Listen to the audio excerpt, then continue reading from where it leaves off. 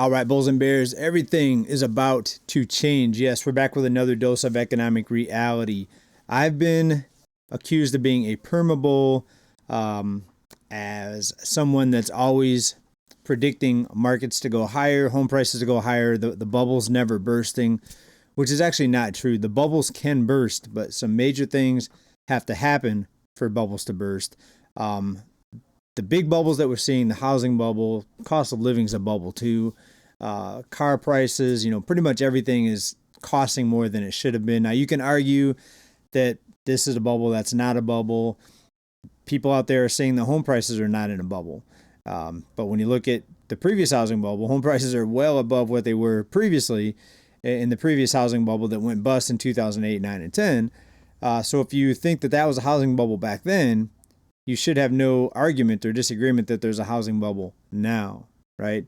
The fundamentals are different, but prices are well above where they used to be. But things are about to change in a very big way.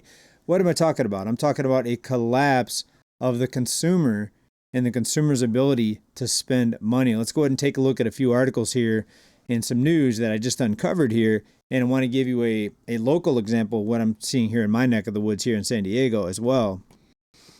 Oh, and we're also going to talk about Moody's cutting the U.S. credit rating, basically downgrading the U.S. because of debt. Interesting that it's happening now. We'll get into that here as well. But let's take a look at this, folks. Social Security recipients are now going to face a 15% cut to their benefits starting next month. Not all of them, but some of them. The ones that have fallen behind on their student loan payments are facing having their benefits slashed as soon as next month, folks. And this is just the latest example of how consumers are now being accountable for their debt. Not everybody, but many people that thought their debt was going to be forgiven or erased, mainly student loan debtors, are now finding out not only is their debt not going to be erased, but they're going to be reported to collections. And it's going to start impacting their credit scores. And it's actually already impacting a lot of people's credit scores. So it's not going to happen, maybe happen. It's happening now. The question is, how long is it going to take for this to show up in the economy? Because when consumers have to deal with this type of debt and repayments and now getting their benefits slashed, having to repay their loans, credit scores getting hit, it will show up in the economy. Not if, not when, or not if or maybe, but when, is what I'm trying to say. But now we've got recipients of Social Security seeing their benefits cut, folks. And this is on top of all the other things we've mentioned here over the past few months that are going to start showing up in the economy. And I think very, very soon. In fact, you can argue it's showing up now because of the drop-off that we're seeing in consumer spending, right? And on top of that, you have all the layoffs, mostly federal workers right now. But when this starts to hit the economy as far as lower spending, that's when the snowball begins to pick up speed. And I've been accused of being a perma-bear, saying that things are not going to change. They're just going to keep everything propped up forever. Folks, when the consumer collapses, that's when the economy starts going down with the ship, so to speak.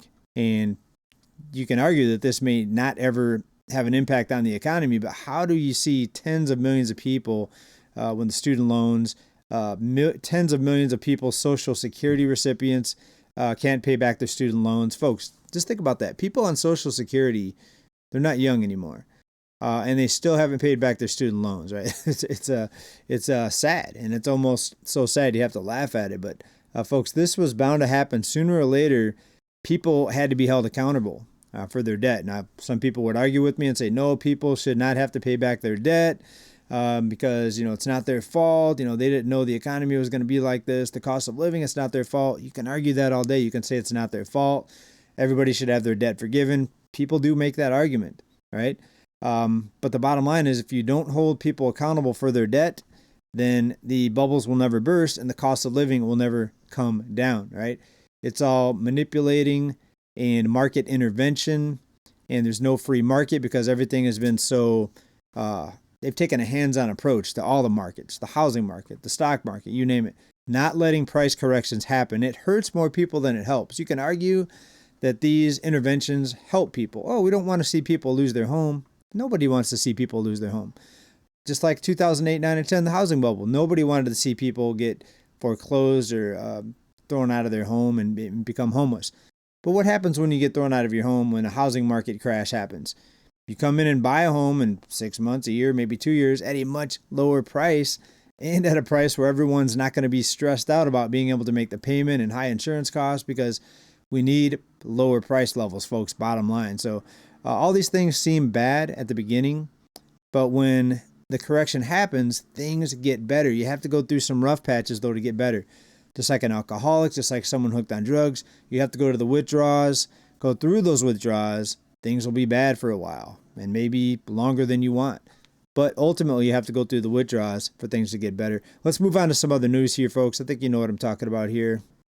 Another U.S. consumer sentiment just came out, and this one hit a 3-year low, folks.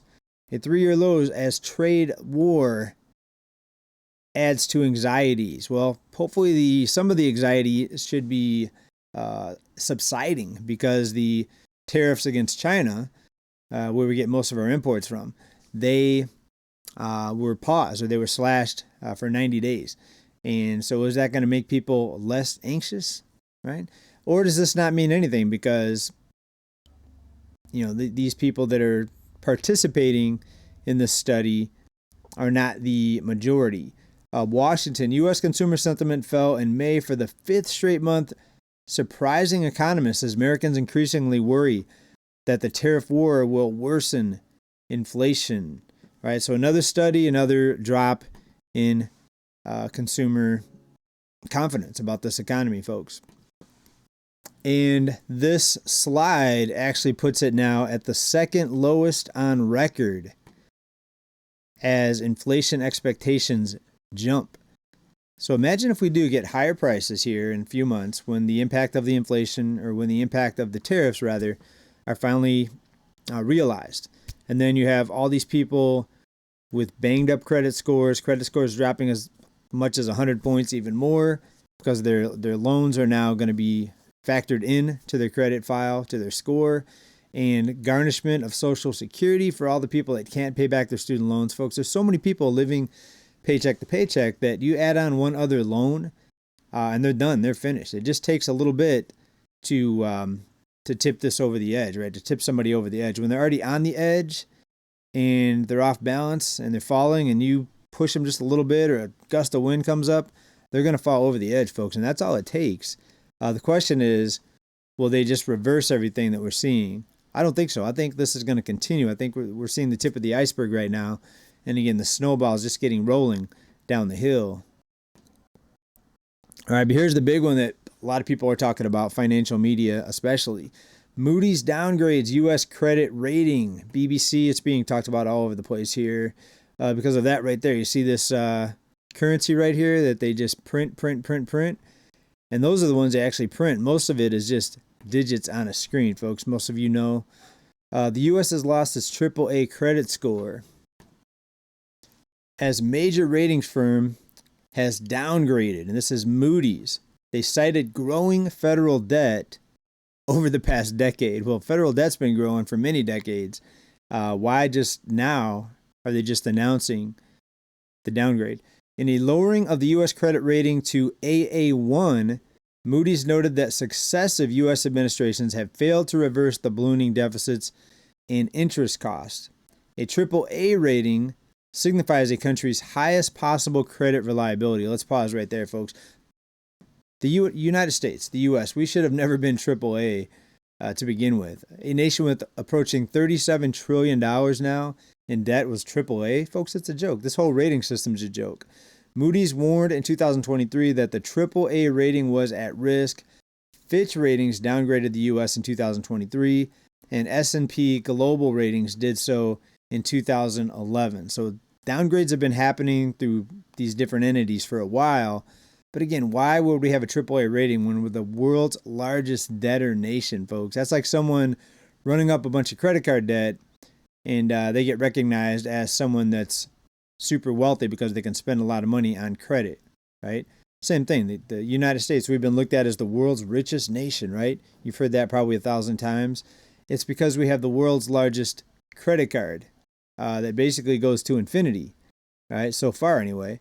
The downgrade reflects the increase over more than a decade in government debt and interest payment ratios to levels that are significantly higher than the similarly rated sovereigns, right, compared to other countries. Again, but we have the world reserve currency, so we've had the ability to do this. Now, there's some people out there making the argument and throwing caution that the U.S. world reserve status is in peril, and then in fact we may not be that way much longer, right? We've talked about that here before. People have been making these predictions for a long time. Will it happen this year? Will this finally be the year where we start to see the implosion, starting with the U.S. consumer, because these programs are not being continued, these rescue programs?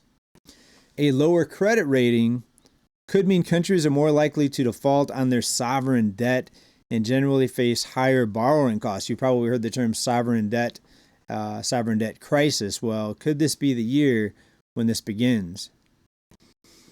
Well, something else that we thought would arrive sooner is finally arriving. Consumers are getting hit by tariff bills, folks.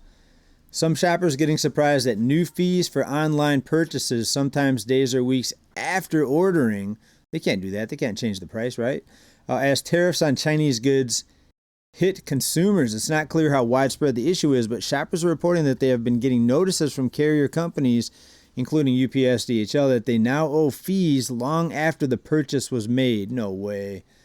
No way. They can't charge you after the purchase was made. Once you agree to a price, they shouldn't do that. They can't do that, right? The administration has imposed tariffs 10% on nearly every country, 30% for most products from China. All of those changes have been ensnaring shoppers across the U.S. who report making purchases and then having a note from the carrier company informing them that they need to pay duties to receive the goods, folks. I would go ahead and just return the goods. We have a 30-day return period. What is it? Amazon gives you 30 days. I think Temu gives you 30 days. The others give you sometimes more. I've had one for 45 days. I would return the goods, folks. I mean, they're not going to charge you more after you've agreed to the price, right?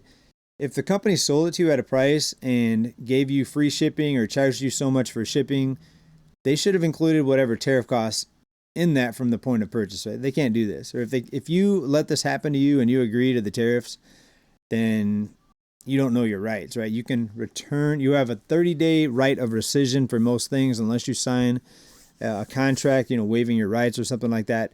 Ben Dominguez Banner, a programmer in Austin, received an email from UPS on May 2nd with a bill for $137 for fees and taxes, folks. This is crazy.